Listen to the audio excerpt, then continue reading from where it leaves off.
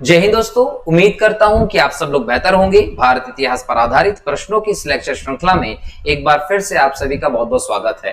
दोस्तों, इस श्रृंखला का आज का ये हमारा 7वां लेक्चर है और इस लेक्चर में हम मौर्य साम्राज्य के बारे में उससे संबंधित प्रश्नों को लेकर चर्चा करने वाले हैं। याद रखिए, मौर्य साम्राज्य भारत का पहला सुदृढ़ साम्राज्य था जिसकी स्थापना 322 ईसा पूर्व में आचार्य चाणक्य की सहायता से चंद्रगुप्त मौर्य ने की थी। चंद्रगुप्त मौर्य के पीएम के तौर पर आचार्य चाणक्य काम कर रहे थे। लगभग 232 तक हम देखें, जब अशोक का डेथ होता है तब तक ये पूरा साम्राज्य मजबूती के साथ खड़ा रहा, लेकिन अशोक की मृत्यु जब 232 ईसा पूर्व में हुई तो उसके अगले 50 सालों तक लगभग 185 वर्ष के आसपास पुष्यमित्र शुंग ने मौर्य वंश के अंतिम शासक वृद्धत की हत्या करके इस वंश का खात्मा कर दिया था और मगध में नया वंश शुंग वंश की स्थापना हुई थी। तो 322 ईसा पूर्व से लगभग 185 ईसा पूर्व तक एक लंबे समय तक मौर्य काल रहता है। एक सुदृढ़ साम्राज्य के तौर पर रहता है जिसकी एक अलग सामाजिक व्यवस्था, आर्थिक व्यवस्था, राजनीतिक व्यवस्था में देखने को मिलती है। उन सभी से संबंधित प्रश्नों को आज के इस लेक्चर में हम करने वाले हैं। ये जो पूरा टॉपिक होगा दोस्तों मौर्य वंश का, ये 2 पार्ट में आएगा। आज के इस लेक्चर में हम पार्ट 1 के अंतर्गत कुछ आसान से प्रारंभिक प्रश्नों को देखेंगे। पार्ट 2 में हम लोग 8वें लेक्चर के अंतर्गत थोड़े से अलग स्टैंडर्ड क्वेश्चंस को देखने वाले हैं, लेकिन हम पूरा टॉपिक क्वेश्चंस के माध्यम से कवर कर लेंगे। ठीक है, तो चलिए शुरू करते हैं इस लेक्चर को। सबसे पहला प्रश्न है आपका आज का, चाणक्य का क्या नाम था? तो याद रखिए, चाणक्य का अन्य नाम था विष्णुगुप्त। चाणक्य को हम विष्णुगुप्त के नाम से भी जानते हैं, कौटिल्य के नाम से भी जानते हैं। बचपन का नाम हमें विष्णुगुप्त मिलता है। अगर इनके काल की बात करें तो 375 ईसा पूर्व से लगभग 283 ईसा पूर्व तक चाणक्य का काल रहता है और इनके द्वारा लगभग 322 ईसा पूर्व में बात करें तो इनके सहायता से ही चंद्रगुप्त मौर्य ने भारत के पहले सुदृढ़ साम्राज्य की स्थापना की थी, नंद वंश के अंतिम शासक धनानंद को हराकर। अब यहां पर अगर हम आचार्य चाणक्य की बात करें दोस्तों, तो तक्षशिला जो विश्वविद्यालय रहा, जो आज के पाकिस्तान के रावलपिंडी में है, यहां पर हम बोल सकते हैं कि जो चाणक्य थे ये आचार्य के तौर पर काम करते थे। ये वही समय था जब भारत पे सिकंदर का आक्रमण हुआ था और सिकंदर के आक्रमण की सूचना जब मिलती है इन्हें, तो ये सोचते हैं कि भाई भारत को किसी दूसरी विदेशी सत्ता के अधिकार क्षेत्र में जाने से बचाना होगा और इसके लिए कुछ करना पड़ेगा। कुछ करने के लिए क्या करेंगे? तो भारत में जो शक्तिशाली साम्राज्य था उसके राजा को इसकी सूचना देनी चाहिए ताकि वो तैयार हो जाए और तैयार होकर सिकंदर से मुकाबला कर ले। लेकिन यहाँ पर चाणक्य जो थे वो तक्षशिला से जाते हैं मगध, वहां राजा जो धनानंद था उससे मिलते हैं। धनानंद जो था अपने भोग विलासिता पूर्ण स्थिति में था और आचार्य चाणक्य ने सिकंदर को लेकर जो उनकी चिंता थी वो व्यक्त की धनानंद के सामने, लेकिन धनानंद ने उन्हें बिल्कुल भी सीरियस नहीं लिया और उनको अपमानित करके भगा दिया दरबार से। जब इतना अपमान हुआ उस दरबार में चाणक्य का, तो चाणक्य ने अपनी शिखा, अपनी चोटी के गिठानों को खोल दिया और उस समय एक शपथ ली कि जब तक शिखा की गिठान नहीं बांधेंगे तब तक कि वो धनानंद और उसके मूल वंश का नाश ना कर दें। और इस प्रतिज्ञा के साथ जब आचार्य चाणक्य धनानंद के क्षेत्र से बाहर जा रहे थे तो रास्ते में उन्हें एक बालक मिलता है जिसका नाम था चंद्रगुप्त, और उससे बहुत ज्यादा प्रभावित होकर चाणक्य ने उसे अपने साथ लिया, उसे शस्त्र और शास्त्रों का ज्ञान दिया और उसे एक राजा के तौर पर स्थापित कर दिया। ये वही चंद्रगुप्त है जिसने 322 ईसा पूर्व में मौर्य साम्राज्य की स्थापना की थी धनानंद को हराकर। इस प्रकार से मौर्य साम्राज्य की स्थापना हुई चाणक्य की सहायता से और चाणक्य ने मौर्य साम्राज्य में प्रधानमंत्री के तौर पर काम करके इसे लंबे समय तक चलाया था। ठीक है, तो इस प्रकार से व्यवस्था देखते हैं। क्लियर? तो यहां पर चाणक्य का नाम आपको देखने को मिला। आचार्य चाणक्य का अन्य नाम कौटिल्य भी था। आचार्य चाणक्य का अन्य नाम विष्णुगुप्त भी आपको देखने को मिलता है। 375 ईसा पूर्व से 283 ईसा पूर्व के बीच में ये मौजूद थे। ठीक है, अगला प्रश्न देखें। अगला प्रश्न, निम्नलिखित में से किसकी तुलना मैकियावेली के प्रिंस से की जाती है? दोस्तों याद रखेंगे, कौटिल्य का अर्थशास्त्र जो रहा इसकी तुलना मैकियावेली के प्रिंस से की जाती है। अर्थशास्त्र जो है दोस्तों नाम के हिसाब से मत जाइए, नाम की दृष्टि से हम देखे थे इकोनॉमिक्स से संबंधित है, परंतु अर्थशास्त्र जो है वो एक ऐसा ग्रंथ रहा जो हमें मौर्य साम्राज्य के समय के प्रमुख सामाजिक, आर्थिक के साथ साथ राजनीतिक नीतियों का लिए पथ प्रदर्शक है। और आज भी हम देखें तो हमारी विदेश नीति पे सिद्धांतों का बहुत प्रभाव देखने को मिलता है। तो राजनीति की दृष्टि से एक बेहतर ग्रंथ के तौर पर अर्थशास्त्र जो अलग अलग 15 अध्यायों में विभक्त है और चाणक्य जी के द्वारा लिखा गया था। ठीक है, और इसकी तुलना मैकियावेली के प्रिंस से की जाती है। मैकियावेली कौन है? यूरोप का एक विद्वान रहा जिसे यूरोप का चाणक्य भी कहते हैं। इसने एक अलग प्रकार का सिद्धांत दिया जो राजा की तानाशाही पर आधारित था। कुटिल राजा का सिद्धांत आप इसे कहते हैं, जिसने कहा था कि राजा को अपनी प्रजा के साथ खुशहाली वाले मित्रता पूर्वक संबंध नहीं बनाने चाहिए। क्यों? ऐसा बनाने से भी कौन सी खुशहाली बढ़ जाएगी। और दूसरी बात है कि राजा को अपनी प्रजा के साथ कठोरता पूर्वक व्यवहार करना चाहिए। तो ऐसे कुछ विचारों पर आधारित मैकियावेली था, जिसे यूरोप के चाणक्य के तौर पर आप जानते हो, और इसके ग्रंथ के साथ आचार्य चाणक्य के अर्थशास्त्र की तुलना की गई। ठीक है, अगला प्रश्न है, वह शासक कौन था जिसने सिंहासन पर बैठने के लिए अपने बड़े भाई सुशीम की हत्या कर दी थी? तो याद रखिएगा, उस शासक का नाम है अशोक। क्लियर? यहां पर देखिए कि जो सिंगली अनुश्रुति है, सिंगली अनुश्रुति, इन अनुश्रुति से प्लस एक ग्रंथ है बौद्ध ग्रंथ दिव्यावदान, दिव्यावदान जो है, इन ग्रंथों से हमें जानकारी मिलती है कि अशोक ने शासन पर बैठने से पहले अपने 99 भाइयों को मारा था और फिर गद्दी प्राप्त की थी। ठीक है, और यहीं पर हम बोल सकते हैं कि अशोक का एक क्रूर रूप भी हमें देखने को मिलता है। हालांकि अशोक जो है वो बिंदुसार का बेटा था, बिंदुसार का पुत्र है, और 304 बीसी के आसपास अशोक का जन्म होता है। 272 बीसी में जब बिंदुसार की मृत्यु हो जाती है, तो इसके बाद अशोक जो है वो सत्ता के लिए अपनी दावेदारी प्रस्तुत करता है। लेकिन बिंदुसार जब जिंदा था तो सुशीम को अपना उत्तराधिकारी बनाना चाहता था। 100 पुत्र थे, सुशीम को उत्तराधिकारी बनाना चाहता था, परंतु जब डेथ हुई बीमारी के चलते बिंदुसार की, उस समय सुशीम वहां मौजूद नहीं था। इस सिचुएशन में अशोक ने अपने आप को राजा घोषित कर दिया। जब सुशीम ने आकर, अन्य भाइयों ने आकर इसका विरोध किया, तो अशोक ने अपने 99 भाइयों की हत्या करके गद्दी प्राप्त की और अंत में 269 बीसी के आसपास अपना राज्याभिषेक करवाया। क्लियर? तो इस प्रकार से हम बोलते हैं कि अपने भाइयों की हत्या करके राजा बनने वाला जो शासक था वो अशोक था, और अशोक ने 232 ईसा पूर्व तक शासन किया है। अशोक के शासन को हम आगे के प्रश्नों में 2 भागों में विभाजित करके देखेंगे आगे, कि कलिंग युद्ध के पहले क्या था, कलिंग युद्ध के बाद में क्या हुआ। लेकिन जब अशोक की मृत्यु हो गई, तो अशोक की मृत्यु के बाद कुणाल जो उसका पुत्र था वो शासक बनता है। लेकिन अशोक की मृत्यु के बाद अगले 50 सालों तक कोई भी मजबूत शासक नहीं हुआ, जिसके चलते मौर्य साम्राज्य का पतन हो गया था। ठीक है, आगे बढ़ते हैं। अगला प्रश्न क्या है, निम्नलिखित में सम्राट अशोक की वह पत्नी कौन थी जिसने उसको प्रभावित किया था? दोस्तों, उस पत्नी का नाम था कारुवाकी। अशोक की कई पत्नियां थी, जिनमें महारानी देवी, जिनका संबंध जो है विदिशा से रहा। उसके अलावा हम बात करें रानी पद्मावती, इसके अलावा हम बात करें तिष्या, रक्षा, ये अशोक की पत्नियां थी। और इनमें जो कारुवाकी थी दोस्तों बहुत इंपॉर्टेंट पत्नी थी, इनसे अशोक बहुत ज्यादा प्रभावित थे, और इसी के लिए रानी का अभिलेख जो रहा वो भी अशोक ने स्थापित किया था। लेकिन रानी देवी जो थी दोस्तों, उसका संबंध जो है वो विदिशा से मिलता है, ये भी आप लोग ध्यान रखेंगे। ठीक है, अगला प्रश्न है, अशोक ने अपने सभी अभिलेखों में एक रूपता से किस प्राकृत का उपयोग किया? दोस्तों, ये तो क्लियर है कि अशोक के जो अभिलेख लिखे गए उनमें प्राकृत भाषा लिखी गई है। प्राकृत भाषा का प्रयोग क्यों किया?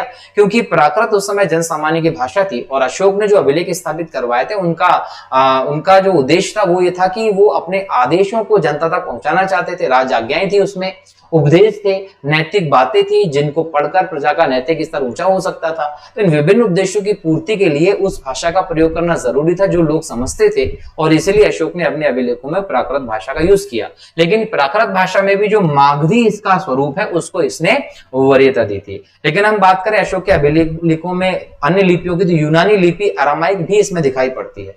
और विशेष तौर पर भाषा के बाद लिपि की हम बात करें तो ब्राह्मी, खरोष्टी, अरामाइक, ग्रीक, ये सभी लिपियों में अशोक के अभिलेख हैं, जिससे ये हमको प्रतीत होता है कि क्षेत्र में जिस भाषा का वर्चस्व रहा उस हिसाब से अशोक ने अपने अभिलेखों को स्थापित करवाया था।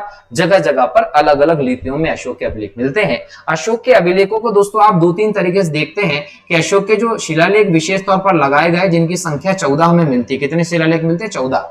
ये विशेष तौर पर अशोक के साम्राज्य की बाउंड्रीज पर स्थापित किए गए हैं, और इसके पीछे कारण हम मान सकते हैं कि एक तो ये कि जो भी व्यापारी गण जाते हैं वो बाउंड्री से होकर जाएंगे और अशोक के लिखे गए आदेशों को पढ़ेंगे, तो उसे अशोक के व्यवस्था के बारे में पता चलेगा, उसके साम्राज्य के पैटर्न के बारे में पता चलेगा, अशोक के प्रजा के नैतिक स्तर के बारे में पता चलेगा कि भाई इतनी अच्छी अच्छी बातें वाली प्रजा है, मतलब कितनी बढ़िया व्यवस्था होगी। दूसरी बात हम ये भी बोल सकते हैं कि सभी के सभी अभिलेख लेखबद्ध थे, प्राकृत भाषा में, मतलब लोगों को पढ़ना आता था, तो शैक्षिक स्तर अगर देखें तो अशोक के साम्राज्य में लोगों का उच्च रहा होगा। तीसरी बात है कि सभी के सभी अभिलेख जो थे बाउंड्रीज पे थे, जिससे हम ये समझ सकते हैं कि अशोक का साम्राज्य कहां कहां पर फैला हुआ था। तो कई सारी जानकारी हमें अशोक के अभिलेख से मिलती है, ये ध्यान रखेंगे। प्राकृत हो, यूनानी हो, अरामिक भाषा का प्रयोग है, ब्राह्मी, खरोष्टी, अरामाइक, ग्रीक लिपियों का प्रयोग अशोक के अभिलेखों में किया गया है, ये आप लोग ध्यान रखेंगे। लेकिन सबसे इंपॉर्टेंट हम देखें तो खरोष्ठी और अरामाइक जो है सबसे इंपॉर्टेंट लिपि के तौर पर आपको दिखाई पड़ती है। ठीक, चलिए, बिंदुसार ने विद्रोहियों को कुचलने के लिए अशोक को कहां भेजा था? दोस्तों, जब बिंदुसार के शासन की बात करते हैं तो 322 ईसा पूर्व से लेकर 298 ईसा पूर्व तक चंद्रगुप्त मौर्य ने शासन किया, और चंद्रगुप्त मौर्य के बाद 298 ईसा पूर्व में बिंदुसार शासक बनता है, और बिंदुसार का शासन जो रहता है वो 272 ईसा पूर्व तक चलता है। अब 272 ईसा पूर्व तक के इस शासन काल में जो तक्षशिला था, तक्षशिला किसकी राजधानी थी? गांधार की राजधानी तक्षशिला थी। यहां पर दो विद्रोह हुए। दो विद्रोह जो हुए, इसमें से एक के लिए सुशीम को भेजा गया, दूसरे के लिए अशोक को भेजा गया। जब अशोक को इस विद्रोह के दमन के लिए भेजा गया तक्षशिला, कहां भेजा गया? तक्षशिला। तो यहां पर अशोक ने बिना किसी रक्तपात के आसानी से विद्रोह का दमन कर लिया। अब यहां समझिए पहले कि विद्रोह क्या होता है, दूसरा ये कि विद्रोह के बाद हम देखें तो आक्रमण क्या होता है ना। अशोक के किस दबाने के लिए भेजा था? विद्रोह को। विद्रोह वो होता है जो अपनी प्रजा राजा के खिलाफ करती है, और आक्रमण जब एक देश दूसरे देश पर करता है तो कहते हैं। यहां पर क्या वो विद्रोह हुआ, मतलब जनता किसी न किसी कारण से शासक से गुस्सा थी, इसलिए वो विद्रोह कर रही थी। अशोक जाता है, अशोक ने वहां के लोगों की समस्या सुनी। समस्या में इंपॉर्टेंट बात थी भ्रष्टाचार। तो उसने क्या किया, उज्जैन में अशोक खुद राज्यपाल के तौर पर था। क्वेश्चन पूछेगा कि अशोक कहां का राज्यपाल था शासक बनने के पहले? तो उज्जैनी का राज्यपाल था। तो यहाँ के अधिकारी अशोक से परिचित थे कि अशोक किस प्रकार से कठोर शासन करता है। तो यहाँ पर जो अधिकारी थे वो सपने में भी भ्रष्टाचार का सोच नहीं सकते थे, और यहाँ के अधिकारियों को ऐसी कठोरता की आदत नहीं थी तो भ्रष्टाचार करते थे। तो अशोक ने यहाँ के अधिकारियों को यहाँ और यहाँ के अधिकारियों को यहाँ ट्रांसफर कर दिया। ये भारतीय इतिहास में पहली बार ट्रांसफर प्रणाली का यूज था जो अशोक के द्वारा किया गया था, और इस प्रकार से बिना किसी रक्तपात के अशोक ने तक्षशिला के इस विद्रोह को दमन कर दिया, जिसने संपूर्ण प्रजा सहित पूरे प्रशासक वर्ग को प्रभावित किया, और कहीं न कहीं लोगों को क्लियर लगने लगा था कि अशोक ही अगला उत्तराधिकारी होगा। लेकिन बाद में उत्तराधिकार के समय अशोक ने अपने 99 भाइयों को मारा और उसके बाद गद्दी प्राप्त की थी, ये याद रखिएगा। ठीक है, तो यहां बिंदुसार ने कहां भेजा था अशोक को? तक्षशिला भेजा था। ठीक है, निम्नलिखित में से वह व्यक्ति कौन है जिसका नाम देवाना प्रियदर्शी शासक था? याद रखिएगा, अशोक को सभी अभिलेखों में देवानाम प्रियदर्शी शासक के तौर पर, मतलब देवों के प्रिय शासक के तौर पर दर्शाया गया है। केवल दो अभिलेखों की मैं बात करूं, एक गुर्जरा जो दतिया में है और एक मास्की जो कर्नाटक में है। ये दो अभिलेख अशोक के ऐसे हैं जहां पर अशोक का नाम अशोक मिलता है, बाकी सभी में अशोक को देवों के प्रिय शासक के तौर पर बताया है। अशोक पूरी प्रजा को अपनी संतान मानता था और उसका उसी हिसाब से पालन करने की बात करता था, कहीं ना कहीं इसीलिए देवों के प्रिय शासक के तौर पर भी ये फेमस होता है, ये ध्यान रखिएगा। तो अशोक को देवों के प्रिय शासक के तौर पर देखा गया। अगला प्रश्न है, निम्नलिखित में से प्राचीनतम राजवंश कौन सा? इन सभी में हम देखें तो मौर्य वंश प्राचीनतम राजवंश है, जो 322 ईसा पूर्व से लेकर 185 ईसा पूर्व तक चलता है, बाकी सब बाद में आते हैं। ठीक है, अगला प्रश्न है, कौटिल्य चाणक्य किसका प्रधानमंत्री था? कौटिल्य या चाणक्य दोस्तों चंद्रगुप्त मौर्य के प्रधानमंत्री के पद पर थे, और इन्हीं की सहायता से चंद्रगुप्त मौर्य ने नंद वंश के अंतिम शासक धनानंद को हराया था 322 ईसा पूर्व में, और मगध में मौर्य वंश की नींव रखी गई थी। कलिंग विजय के उपरांत अशोक महान ने निम्नलिखित किस धर्म को अंगीकार किया था? तो याद रखेंगे बौद्ध धर्म को। कलिंग युद्ध जो है दोस्तों एक भयानक युद्ध के तौर पर आप देखते हैं। ठीक है, एक भयानक युद्ध था ये कलिंग का युद्ध, जिस युद्ध में लगभग 1 लाख लोग मारे गए थे और लगभग 1.5 लाख लोग जो थे वो घायल हो गए थे। तो इतने बड़े लेवल पर जो एक त्राही यहां मच गई थी, उसके बाद अशोक ने जब देखा कि सब लोग मर गए हैं, रोना गाना सब चल रहा है, उस पूरे मंजर को देखकर अशोक का मन जो था वो क्षुब्ध हो गया। अशोक दुखी हुआ और उसे एक पश्चाताप का फील हुआ। अशोक की इस फीलिंग को देखा मोगली उत्तिष्ठ नाम के बौद्ध भिक्षु ने, और उन्होंने तत्काल जाकर अशोक को बौद्ध धर्म की सभी इंपॉर्टेंट बातों के बारे में, अहिंसा की अवधारणा के बारे में जोर देकर बताया, और अशोक इससे बहुत ज्यादा प्रभावित हुआ।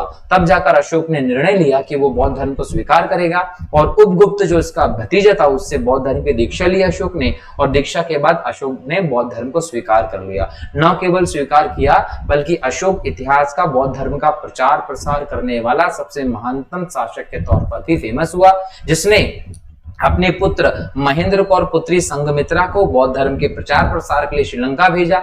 इसके अलावा इसने अलग अलग दूसरे देशों में भी अपने राजदूतों को भेजा था जिन्होंने बौद्ध धर्म को बड़े व्यापक स्तर पर फैलाया था। तो ये अशोक था जिसने बौद्ध धर्म को स्वीकार किया था। कलिंग युद्ध की हम बात करें दोस्तों, तो कलिंग युद्ध में कलिंग के राजा महापद्मनाभन जो था, इसको अशोक ने हराया था। कलिंग आक्रमण का इंपॉर्टेंट उद्देश्य था दोस्तों आर्थिक। कहीं ना कहीं जब हम कलिंग की बात करते हैं दोस्तों, तो ये आज के उड़ीसा में है और ये एक जंक्शन के तौर पर था जहां से हर एक व्यापारी होकर गुजरता था। इंपॉर्टेंट रेशम रूट से कनेक्ट भी होता था। तो ये मानना था कि अगर इस रूट पर कब्जा हो जाता तो बहुत ज्यादा मात्रा में चुंगी कर मिल सकता है, अतिरिक्त राजस्व की प्राप्ति होती और कहीं ना कहीं साम्राज्य को इससे मजबूती मिलती। तो अशोक ने इसके लिए कलिंग पर आक्रमण करके इस राजा को हराया और कलिंग पर कब्जा कर लिया। कलिंग पर कब्जा किया और उसके बाद कहीं ना कहीं अशोक का हृदय परिवर्तन हो गया। लेकिन इसके बारे में 8वें वर्ष में, शासन के 8वें वर्ष में लगभग 261 बीसी में इसके बारे में हमें दिखाई पड़ता है कि इस समय 13वां शिलालेख अशोक ने स्थापित करवाया जो कलिंग युद्ध को समर्पित है, जिससे कलिंग के बारे में, युद्ध के बारे में सारी जानकारी हमें मिलती है। तो ये कलिंग का इंपॉर्टेंट युद्ध था जो कहीं ना कहीं अशोक ने किया, जिसमें बहुत बड़े स्तर पर लोगों को मारा गया था, जिसके बाद अशोक का हृदय परिवर्तन हो गया था। ठीक है, चलिए आगे बढ़ते हैं। अगला प्रश्न है आपका, चंद्रगुप्त के शासन विस्तार में किसने मुख्य रूप से मदद की थी? दोस्तों याद रखेंगे, चाणक्य की सहायता से ही चंद्रगुप्त ने अपना शासन विस्तार किया था। अगला प्रश्न है, सांची किस कला व मूर्ति कला का निरूपण करता है? दोस्तों तो याद रखेंगे, सांची बौद्ध कला का निरूपण करता है। सांची का स्तूप जो है वो 3री शताब्दी ईसा पूर्व में किसने बनवाया था? ये अशोक ने बनवाया था। और इसके बाद इसकी रेलिंग का काम जो था वो पुष्यमित्र शुंग ने किया था और इसको वृहद आकार प्रदान किया था अग्निमित्र शुंग ने। तो समय समय पर स्थापित हुआ, लेकिन स्थापना करने का श्रेय जो है वो अशोक को जाता है। भारत के सबसे बड़े स्तूप के तौर पर सांची का स्तूप आज विद्यमान है, जो मध्य प्रदेश के रायसेन में सांची में है। यहाँ से बेतवा नदी भी गुजरती है और कर्क रेखा भी यहाँ से गुजरती है। ये बौद्ध कला का या मूर्ति कला का निरूपण माना जाता है, ध्यान रखेंगे। क्लियर दोस्तों? तो स्तूप बुद्ध की मृत्यु का प्रतीक है और सांची का स्तूप जो है मध्य प्रदेश में फेमस स्तूप के तौर पर देखा जाता है। ठीक, अगला प्रश्न है, प्राचीन भारत का वह प्रसिद्ध शासक जिसने अपने जीवन के अंतिम दिनों में जैन धर्म को अपनाया था? तो उसे याद रखेंगे, चंद्रगुप्त मौर्य वो शासक था जिसने 298 बीसी में, जब इसके जीवन के अंतिम समय चल रहा था, तो जैन धर्म को अपनाया था। इस समय जैन धर्म की प्रथम संगति हुई थी और ये प्रथम संगति जो हुई थी, इस संगति में जैन धर्म 2 भागों में बढ़ गया था। एक भाग श्वेतांबर, एक भाग दिगंबर। दिगंबर वो थे जो भद्रबाहु के संरक्षण में गए थे और श्वेतांबर वो थे जो स्थूल भद्र के संरक्षण में गए थे। तो स्थूल भद्र वाले जो थे वो श्वेतांबर हुए, भद्रबाहु वाले दिगंबर हुए। अकाल पड़ता इस समय, तो भद्रबाहु के नेतृत्व में बहुत सारे जैनों ने दक्षिण की तरफ प्रवास कर लिया, कर्नाटक चले गए और वो नग्न रहने वाले दिगंबर जैन कहलाए। और कहीं ना कहीं जैन धर्म के इस प्रभाव में यहाँ देखें तो चंद्रगुप्त मौर्य भी भद्रबाहु के साथ में कर्नाटक की तरफ प्रवास कर जाता है और जैन धर्म को स्वीकार करता है। अपने अंतिम समय में कायाक्लेश उपवास की पद्धति से चंद्रगुप्त मौर्य अपने जीवन को त्याग देता है और इसका जो हम बोल सकते हैं कि अंतिम समाधि वाला स्थान है वो भी कर्नाटक के श्रवणबेलगोला के पहाड़ी क्षेत्र में मिलता है। चंद्रगुप्त मौर्य का जन्म लगभग 345 ईसा पूर्व में हुआ था। माता का नाम मूरा था, पिता को नाम को लेकर कोई क्लियरिटी नहीं है, फिर भी कुछ जगहों पर सर्वसा सिद्धि मौर्य पिता का नाम मिलता है, लेकिन कोई क्लियरिटी नहीं है। माँ की तरफ से देखें दोस्तों तो शूद्र जाति के मिलते हैं। इनकी जाति के निर्धारण को लेकर अभी भी विवाद मौजूद है। कुछ लोग बोलते हैं, जैसे बौद्ध साहित्य कहते हैं कि क्षत्रिय थे, लेकिन ब्राह्मण वर्ग का जो साहित्य था वो कहता है कि शूद्र थे। तो इनके वर्ण को लेकर अभी तक स्थिति क्लियर नहीं हो पाई है, लेकिन नाम और बाकी चीजों को लेकर स्थिति क्लियर है, मृत्यु को लेकर स्थिति क्लियर है। और अपने जीवन के अंतिम दिनों में चंद्रगुप्त मौर्य ने जैन धर्म को स्वीकार कर लिया था और कायाक्लेश उपवास के माध्यम से, फास्टिंग के माध्यम से अपना शरीर त्यागा था। ठीक है, चलिए आगे बढ़ते हैं। अगला प्रश्न है, मौर्य साम्राज्य की स्थापना किसने की थी? दोस्तों मौर्य साम्राज्य की स्थापना चंद्रगुप्त मौर्य ने की थी चाणक्य की सहायता से। 322 ईसा पूर्व में धनानंद जो था इसको मारा था। धनानंद कौन था? नंद वंश का अंतिम शासक था। ठीक है, और इसे हराकर चंद्रगुप्त मौर्य ने पाटलिपुत्र को अपनी राजधानी बनाया और मौर्य साम्राज्य की नींव रख दी थी, जो भारत का पहला स्वतंत्र साम्राज्य था। अगला प्रश्न है, मौर्य साम्राज्य में प्रचलित मुद्रा का नाम क्या था दोस्तों? तो याद रखेंगे, मौर्य साम्राज्य में प्रचलित मुद्रा का नाम पण था, जो चांदी की मुद्रा हुआ करती थी। काय की थी? चांदी का सिक्का था। बड़े बड़े अधिकारियों से लेकर छोटे छोटे से अधिकारियों को पण के तौर पर वेतन दिया जाता था। उच्चतम अधिकारी को जहां एक तरफ 60,000 पण तक मिलते थे, वहीं निम्नतम अधिकारी को 60 पण तक वेतन मिलता था, लेकिन एक चांदी का सिक्का था। कॉइन की व्यवस्था दोस्तों भारत में लंबे समय तक चली है। अगर हम बात करें दोस्तों, तो माशक यहाँ तांबे का सिक्का होता था। इसके अलावा जो सोने का सिक्का, वो स्वर्ण सिक्का कहलाता था। स्वर्ण सिक्कों पर ज्यादा काम नहीं किया गया मौर्य काल में। चांदी के सिक्के बहुत ज्यादा मात्रा में आपको दिखाई पड़ते हैं। यहाँ जो सिक्का ढालने का काम होता था, उसे लक्षणा अध्यक्ष देखता था। लक्षणा अध्यक्ष जो था दोस्तों, वो टकसाल का प्रमुख था। इसके अंडर में ही टकसालों में सिक्के छापने का काम किया जाता था। और अगर मैं बात करूं रूप दर्शक की, तो रूप दर्शक कौन था कि भाई कौन से सिक्के चलन में रहेंगे, कौन से सिक्कों को कोष में जमा कर देना है, इस बात का निर्णय करने वाला जो होता था वो रूप दर्शक होता था। याद रखेंगे, क्लियर? तो यहां पर ध्यान रखिए कि इस प्रकार से सिक्कों की व्यवस्था देखी गई थी। और मौर्य काल में व्यापार व्यवसाय बहुत अच्छा था, परंतु यहाँ पर कृषि इनकी अर्थव्यवस्था का आधार था। इसके अलावा पशुपालन भी लोग करते थे, व्यापार अंतरराष्ट्रीय भी करते थे और राष्ट्रीय स्तर पर भी करते थे।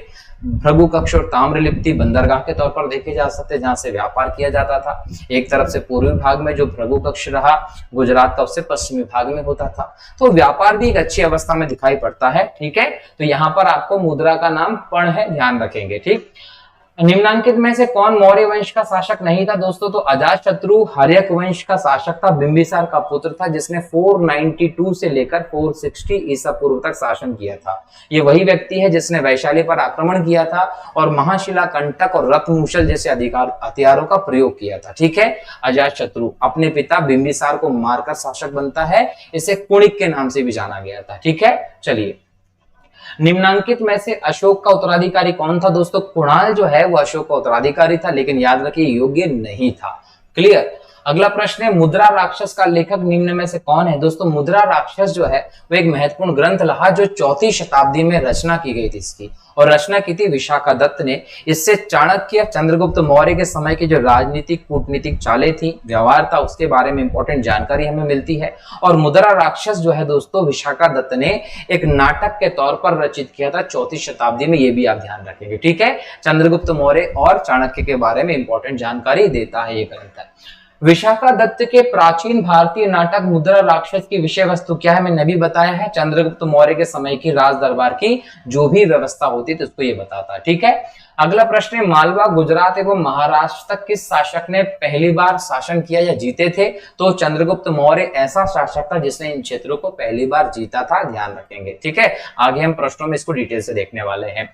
अगला प्रश्न है, किसने सहिष्णुता, उदारता और करुणा के त्रिविध आधार पर राजवंश की स्थापना की? तो ध्यान रखिए, अशोक का नाम आता है। अशोक का जन्म 304 बीसी में हुआ, 269 बीसी में राज्याभिषेक हुआ, और 261 तक हम देखें तो इसने कलिंग युद्ध के लिए, कलिंग युद्ध का वर्णन करते हुए यहां पर आपको 13वां शिलालेख दिखाई पड़ता है। ठीक है, और यहां पर सीधा सीधा मिलता है कि कलिंग युद्ध के बाद अशोक ने अपना हृदय परिवर्तन कर लिया, जितनी हिंसा हुई उसको देखकर बौद्ध धर्म ग्रहण किया, और कहीं ना कहीं बोल सकते हैं कि उसने युद्ध की नीति को छोड़कर धम्म की नीति को स्वीकार कर लिया। धम्म एक नैतिक आचरण संहिता था जिसमें प्रजा के भलाई की सारी बातें लिखी गई थी। उसके बाद अशोक ने बौद्ध धर्म के हिंसा के सिद्धांत का विधिवत पालन किया, युद्ध नहीं किए, और हिंसा अगर की भी तो भलाई के लिए हिंसा की, ये भी आप लोगों को ध्यान रखना है। ठीक है, तो यहां पर सहिष्णुता, उदारता और करुणा, ये सब चीजों के आधार पर अशोक ने अपने आगे के राजवंश को चलाया था। हालांकि इसका नेगेटिव इंपैक्ट भी हुआ। अशोक की हिंसा की नीति जो थी उसकी सेना को कमजोर कर बैठी, और उसके उत्तराधिकारी उस कमजोर सेना से साम्राज्य को आगे तक बढ़ा नहीं सके। तो कहीं ना कहीं बौद्ध धर्म के पतन के कारणों में एक अशोक की नीति भी मानी जाती है, ध्यान रखिएगा। ठीक है, आगे बढ़े। अगला प्रश्न, निम्नलिखित में से किस शहर में अशोक के शिलालेख नहीं है? दोस्तों अशोक के शिलालेख अलग अलग जगह पर मिलते हैं, लेकिन पाटलिपुत्र पे नहीं मिलते। पाटलिपुत्र वो जगह है जिसकी स्थापना उदयन ने की थी। गंगा और सोन के संगम पर पाटलिपुत्र नगर बसाया गया था, और ये चंद्रगुप्त मौर्य ने जब अपनी राजधानी बनाई तो पाटलिपुत्र को बनाया था, याद रखिएगा। क्लियर? चलिए आगे बढ़े। अगला प्रश्न है, अर्थशास्त्र का लेखक समकालिक था, तो यहाँ बताना है कि अर्थशास्त्र की रचना जिसने की वो किसके समकालिक थे, तो याद रखिए चंद्रगुप्त मौर्य के। अर्थशास्त्र की रचना की थी आचार्य चाणक्य ने। 15 अध्यायों में विभक्त है, बहुत महत्वपूर्ण ग्रंथ है। राजनीतिक जितनी भी कूटनीतिक व्यवस्था है वो आपको अर्थशास्त्र में देखने को मिलती है। हालांकि मौर्य समय की अर्थव्यवस्था और सामाजिक व्यवस्था पर भी ये पर्याप्त प्रकाश डालता है, लेकिन इंपॉर्टेंटली हम देखें तो इसको राजनीतिक किताब के तौर पर देखा जाना चाहिए, क्योंकि उस संबंध में एक इंपॉर्टेंट ग्रंथों को ये देता है। और इसमें जो बातें कही गई हैं, खासकर मित्र राष्ट्रों के संदर्भ में, पड़ोसी राष्ट्रों के साथ व्यवहार के संबंध में, वो हमें आज भी हमारे विदेश नीति में देखने को मिलता है। क्लियर? तो यहाँ पर चंद्रगुप्त के समकालिक थे चाणक्य, जिन्होंने अर्थशास्त्र रचना की, उनके प्रधानमंत्री थे। अगला प्रश्न, नंद वंश के बाद मगध पर किस वंश का शासन हुआ? तो नंद वंश के बाद मगध में मौर्य वंश का शासन हुआ। नंद वंश के अंतिम शासक, जो नंद वंश का सबसे क्रूर और बेकार शासक माना गया धनानंद, उसको मारा था चाणक्य की सहायता से चंद्रगुप्त मौर्य ने, और मौर्य वंश की नींव रखी थी, पाटलिपुत्र को अपनी राजधानी बनाया था। ठीक है। मौर्य काल में शिक्षा का सर्वाधिक प्रसिद्ध केंद्र था, तो उसको याद रखेंगे तक्षशिला मौर्य काल में शिक्षा का सर्वाधिक प्रसिद्ध केंद्र था। तक्षशिला एक प्राचीन विश्वविद्यालय था जिसकी स्थापना भरत के द्वारा की गई थी, और तक्ष राजा के नाम पर इसका नाम पड़ा था तक्षशिला। ठीक है। और ये अगर बात करें दोस्तों, उस समय हमारे भारत के उत्तर पश्चिमी क्षेत्र में मिलता था। गांधार जो जनपद था उसकी राजधानी तक्षशिला थी, वहां पर ही ये विश्वविद्यालय था, जैसे हम तक्षशिला विश्वविद्यालय के नाम से जानते हैं। उस समय ये बौद्ध धर्म के अध्ययन का एक प्रमुख केंद्र था, ये भी आप लोग ध्यान रखेंगे। और तक्षशिला जो है वर्तमान में पाकिस्तान का जो पंजाब क्षेत्र है, खासकर रावलपिंडी जो है, वहां पर पड़ता है। 1980 में इसे यूनेस्को की विश्व धरोहर सूची में भी शामिल किया गया था, ये भी आप लोगों को ध्यान रखना। तक्षशिला जो है वो प्राचीन भारत में, खासकर मौर्य युग में हम देखें तो बौद्ध शिक्षा के महत्वपूर्ण केंद्र के तौर पर स्थित था। अगला प्रश्न है, मेगास्थनीज की पुस्तक का नाम क्या है? दोस्तों मेगास्थनीज जो था वो भारत आने वाला पहले यात्री के तौर पर आप इसे देखते हैं, और पहला यूनानी यात्री भी यही था मेगास्थनीज। इसने भारत आकर इंडिका किताब लिखी। जब मेगास्थनीज भारत आया तो चंद्रगुप्त मौर्य भारत में राजा थे। लगभग 303 ईसा पूर्व के आसपास मेगास्थनीज का भारत आगमन हुआ था। इस समय हम देखें तो सेल्यूकस जो है उसका शासन हमें उत्तर पश्चिमी सीमा प्रांत के आसपास छोटे क्षेत्र में देखने को मिलता है। अब सेल्यूकस जो है वो 305 बीसी में चंद्रगुप्त मौर्य से हार भी गया था। उसके 2 साल बाद 303 ईसा पूर्व में मेगास्थनीज आता है, मौर्य समाज के उस समय रहता है, और मौर्य समाज का बाकी की चीजों का स्टडी करता है, और उन सभी को अपने एक्सपीरियंस को इंडिका नाम की किताब में लिख देता है। ठीक है। तो इंडिका में आपको मेगास्थनीज जो है उसकी पूरी की पूरी व्यवस्थाओं को देखते हैं, जो कि मौर्य काल में उसने आकर लिखी थी। ठीक है। चलिए आगे बढ़े। अगला प्रश्न है आपका, जिसके ग्रंथ में चंद्रगुप्त मौर्य का विशिष्ट रूप से वर्णन हुआ वह है? दोस्तों विशाखा दत्त की मुद्रा राक्षस में चंद्रगुप्त मौर्य और चाणक्य की राजनीतिक कूटनीतिक चालों का डिटेल में वर्णन किया गया है। तो आपका उत्तर क्या है? आपका उत्तर है विशाखा दत्त। वह स्रोत जिसमें पाटलिपुत्र के प्रशासन का वर्णन उपलब्ध है दोस्तों, तो पाटलिपुत्र के प्रशासन का वर्णन इंडिका में है। इंडिका मेगास्थनीज की किताब थी। मेगास्थनीज मौर्य दरबार में आने वाला पहला राजदूत भी था, यूनानी राजदूत था, चंद्रगुप्त मौर्य के दरबार में रहा। पाटलिपुत्र राजधानी थी तो राजधानी में ही रहा, और जितना डिटेल में पाटलिपुत्र के बारे में मेगास्थनीज ने अपने इंडिका में लिखा, इतना कहीं और नहीं लिखा गया। इसने वहां की सारी व्यवस्थाओं को इंडिका में वर्णित कर दिया, और पाटलिपुत्र को पोलीब्रोथा शब्द से इसने कहीं ना कहीं बोल सकते हैं उच्चारित भी किया है। इंडिका एक इंपॉर्टेंट किताब के तौर पर आपको देखते हैं। हालांकि इसमें भारत की उस समय की सामाजिक व्यवस्था को ज्यादा बताया गया है। तो ये कहते हैं कि अगर राजनीतिक व्यवस्था जानना चाहते हो तो अर्थशास्त्र को देखिए, और सामाजिक व्यवस्था जानना चाहते हो तो इंडिका को देखिए, याद रखिएगा। क्लियर? इंडिका मेगास्थनीज की है, और अर्थशास्त्र आचार्य चाणक्य का ग्रंथ आप लोगों को देखने को मिलता है। बराबर? तो यह इंडिका है जिसमें पाटलिपुत्र के बारे में डिटेल में बात की गई है। अब पाटलिपुत्र जो है उदयन के द्वारा स्थापित किया गया था, ये भी ध्यान रखिए। ठीक है। अगला प्रश्न है, अशोक के शिलालेखों में प्रयुक्त भाषा है? अशोक के शिलालेखों में प्राकृत भाषा यूज की गई, क्योंकि उस समय जनसाधारण की भाषा प्राकृत थी। ठीक है।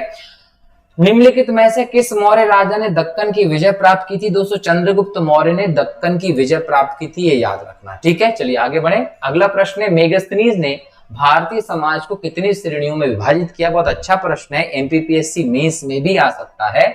मेगास्थनीज ने चंद्रगुप्त मौर्य के दरबार में आया, यूनानी राजदूत था और भारतीय समाज का डिटेल में अध्ययन किया और उसके बाद भारतीय समाज को 7 श्रेणियों में इसने बांटा और कहा कि इन 7 श्रेणियों में हमें भारत में दार्शनिक देखने को मिलते थे, भारत में कृषक वर्ग देखने को मिलता था, भारत में अहीर बोल दीजिए या पशुपालक वर्ग जो था वो पशुपालक वर्ग देखने को मिलता था, भारत में कारीगर जो है वो वर्ग देखने को मिलता था, भारत में योद्धा वर्ग जो था वो देखने को मिलता था, निरीक्षक जो थे वो भी इस समय हमें भारत में देखने को मिलते थे, इसके अलावा सभासद जो थे वो भी भारत में देखने को मिलते थे। तो इन 7 अलग अलग श्रेणियों में मेगास्थनीज ने भारत के समाज को वर्गीकृत किया था। दार्शनिक, कृषक, पशुपालक, कारीगर, योद्धा, निरीक्षक, सभासद, 7 के 7 आप लोगों को याद होना चाहिए। किसने? मेगास्थनीज ने अपनी पुस्तक इंडिका में ये वर्णन किया है। ठीक है, इसके अलावा मेगास्थनीज कहता है कि इस समय के समाज में दास प्रथा नहीं थी और ये कहता है कि अंतर जातीय विवाह भी नहीं होते थे, एक जाति का व्यक्ति किसी दूसरे जाति के व्यक्ति का कोई पेशा नहीं अपना सकता था। अगर दासों की बात करें तो आचार्य चाणक्य ने अपने ग्रंथ में 9 प्रकार के दासों का उल्लेख किया, लेकिन मेगास्थनीज क्या कहता है? दास प्रथा नहीं चलती थी। ठीक है, चलिए आगे बढ़े। अगला प्रश्न है, कौटिल्य के अर्थशास्त्र में किस पहलू पर प्रकाश डाला गया? दोस्तों, राजनीतिक नीतियों पर आधारित ग्रंथ है कौटिल्य का अर्थशास्त्र। ठीक है, निम्न में से कौन सा क्षेत्र अशोक के साम्राज्य में सम्मिलित नहीं था? दोस्तों, अशोक के साम्राज्य में श्रीलंका नहीं था, श्रीलंका के राजा उस समय अलग थे। जब अशोक का शासन था तो श्रीलंका में 30 नाम के राजा शासन कर रहे थे। ठीक है, अगला प्रश्न है, पाटलिपुत्र किस शासक ने सर्वप्रथम अपनी राजधानी बनाया था? दोस्तों, पाटलिपुत्र को चंद्रगुप्त मौर्य ने सबसे पहले अपनी राजधानी बनाया था, लेकिन अगर यहाँ चंद्रगुप्त मौर्य की सूची में उदयन का नाम होता तो आप निसंदेह उदयन लगाते, क्योंकि उदयन वो व्यक्ति था जिसने पाटलिपुत्र की स्थापना की और उससे अपनी राजधानी के तौर पर स्थापित किया था। लेकिन मौर्य साम्राज्य की बात करें तो चंद्रगुप्त मौर्य ने इसे अपनी राजधानी के तौर पर स्थापित किया था। पाटलिपुत्र में स्थित चंद्रगुप्त का महल मुख्यतः बना था। दोस्तों, चंद्रगुप्त मौर्य के समय में पत्थरों के मकान बनते थे, ईंट नहीं थी, पत्थरों से जनरली भवन आदि बनाए जाते थे, लेकिन चंद्रगुप्त मौर्य का जो महल था वो लकड़ी का बना हुआ था, याद रखेंगे। बराबर गया जिले की गुफाओं का उपयोग किसने आश्रय के रूप में किया? तो याद रखेंगे आजीवक संप्रदाय। प्राचीन भारत में आजीवक संप्रदाय एक फेमस संप्रदाय था और इस आजीवक संप्रदाय में कहीं ना कहीं अशोक जो था उसने भी काम करवाया था। जब अशोक का हृदय परिवर्तन हुआ तो अशोक ने धार्मिक सहिष्णुता की नीति पर पहुंच गया, सभी धर्मों का सम्मान करता था अशोक। तो अशोक ने क्या किया? आजीविकों के लिए जो बराबर की गुफाएं हैं, यहां पर 4 गुफाएं बनाई थी। 4 गुफाओं में एक का नाम था कर्ज, दूसरी का चौपार, तीसरी का विश्व झोपड़ी और चौथी का था सुदामा। तो सुदामा, कर्ज, चौपार, विश्व झोपड़ी नामक 4 गुफाएं आजीविकों के लिए अशोक के द्वारा स्थापित करवाई गई थी। ये याद रखिए, कहां? बराबर के पहाड़ी क्षेत्रों में। ठीक है, चलिए आगे बढ़े। अगला प्रश्न है, किस अभिलेख से यह साबित होता है कि चंद्रगुप्त मौर्य का प्रभाव पश्चिम भारत तक फैला हुआ था? दोस्तों, याद रखिएगा, जो रुद्रदामन का जूनागढ़ अभिलेख है, ये जूनागढ़ अभिलेख जो है, जैसे हम गिरनार अभिलेख के तौर पर भी जानते हैं, ये जूनागढ़ अभिलेख रुद्रदामन जो एक शक शासक था इससे संबंधित था और इसी से हम लोगों को सूचना मिलती है कि चंद्रगुप्त का प्रभाव पश्चिम भारत में भी था। पश्चिम भारत का ये जो क्षेत्र था दोस्तों, ये सौराष्ट्र था, गुजरात का काठियावाड़ प्रदेश था। ये गुजरात का जो काठियावाड़ प्रदेश था, यहाँ रुद्रदामन का अभिलेख जो संस्कृत का भारत का पहला अभिलेख माना जाता है, इससे मिलता है उल्लेख की सुदर्शन झील का निर्माण यहाँ पर चंद्रगुप्त मौर्य ने करवाया था। ये वो झील है जिसका बाद में रुद्रदामन ने पुनर्निर्माण भी करवाया था। तो सुदर्शन झील का निर्माण इस क्षेत्र में सिंचाई की व्यवस्था के लिए चंद्रगुप्त मौर्य ने करवाया था, जिससे हम लोगों को पता चलता है कि इस समय पे सिंचाई व्यवस्था पर भी ध्यान दिया गया था ताकि कृषि उत्पादन में वृद्धि हो। और इस अभिलेख से हमें मिलता है कि पश्चिम भारत तक, काठियावाड़, गुजरात तक भी मौर्य साम्राज्य का विस्तार था। ठीक है, चलिए आगे बढ़े। अगला प्रश्न है, केवल वह स्तंभ जिसमें अशोक ने स्वयं को मगध का सम्राट बताया दोस्तों, तो वो है आपका भाब्रू स्तंभ। दोस्तों, भाब्रू स्तंभ में अशोक ने स्वयं को मगध का सम्राट बताया। ठीक है, और एक बात याद रखिएगा कि अशोक का नाम अशोक केवल मास्की और गुर्जर अभिलेख से मिलता है। मास्की कर्नाटक में है, गुर्जरा जो है वो दतिया में अभिलेख है। इसके अलावा जो भी अशोक के अभिलेख हैं वहां अशोक का नाम देवों के प्रिय शासक के तौर पर मिलता है। ठीक है, अगला प्रश्न है, सूची 1 को सूची 2 से मिलाना है। एक तरफ मौर्य शासक के नाम है और दूसरा उनके उपाधियां हैं, उनके यूनानी नाम है।